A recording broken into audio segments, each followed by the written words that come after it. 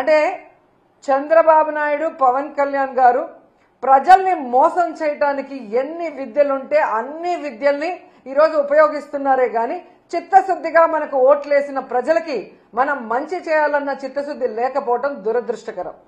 And ఈరోజు రాష్ట్రంలో మీరు చూస్తే రైతులు, విద్యార్థులు, మహిళలు అన్ని వర్గాల వారు అన్యాయం అయిపోయారు ఈ యొక్క కూటమి ప్రభుత్వం వల్ల. ముఖ్యంగా ఈరోజు మీరు చూస్తే రాష్ట్రంలో పెద్దగా చర్చ నడుస్తుంది మెడికల్ కాలేజీల గురించి.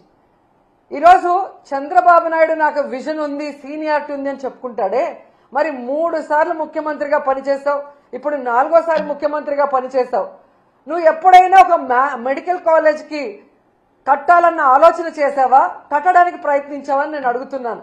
జగన్మోహన్ రెడ్డి గారు మొదటిసారి ముఖ్యమంత్రి అయినా 5 సంవత్సరాల్లో 2 సంవత్సరాలు కోవిడ్కి పోయినా ఏ విధంగా రాష్ట్రంలో ఉన్న అన్ని హాస్పిటల్స్ని, పిహెచ్సిల్ని రెన్యువేట్ చేయడమే కాకుండా కొత్తగా అర్బన్ హెల్త్ సెంటర్లు కూడా కట్టించి అన్ని రకాల ఫెసిలిటీస్ని అందజేయడమే కాకుండా 17 మెడికల్ కాలేజీలు వాటితో పాటు సూపర్ స్పెషాలిటీ హాస్పిటల్ని ప్రజలకి అందుబాటులో తేవాలి.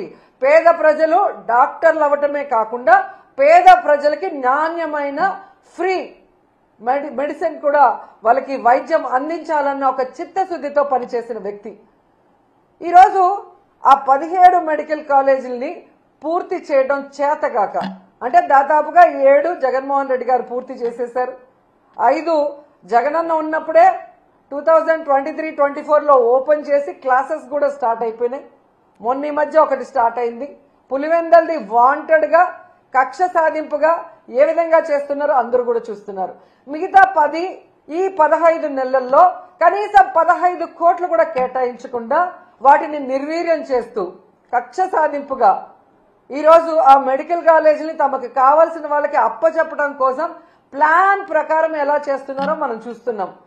ఈ నీతిమాలిన ప్లాన్లు, నీతిమాలిన రాజకీయాలు, వీళ్ళ దోపిడీ కోసం మెడికల్ కాలేజీల్ని అంటే లక్షల కోట్లు విలువ చేస్తాయి భవిష్యత్తులో. అలాంటి మెడికల్ కాలేజీల్ని విత్ హాస్పిటల్స్తో తమకు కావాల్సిన వాళ్ళకి పప్పు బెల్లల్లాగా చంద్రబాబు నాయుడు కూటమి ప్రభుత్వం ఇచ్చేస్తుంటే జగన్మోహన్ రెడ్డి గారు ప్రెస్ మీట్ పెట్టి నిజాలన్నీ కూడా ప్రజలకు తెలియజేయగానే వాటికి సమాధానం చెప్పాల్సిన సీనియర్ మోస్ట్ చంద్రబాబు నాయుడు ఎందుకు సమాధానం చెప్పట్లేదు? ఎందుకు తన మంత్రుల్ని రెచ్చగొట్టి జగన్మోహన్ రెడ్డి గారిని బూతులు తిట్టడానికి ఈరోజు పంపిస్తున్నారని నేను అడుగుతున్నాను.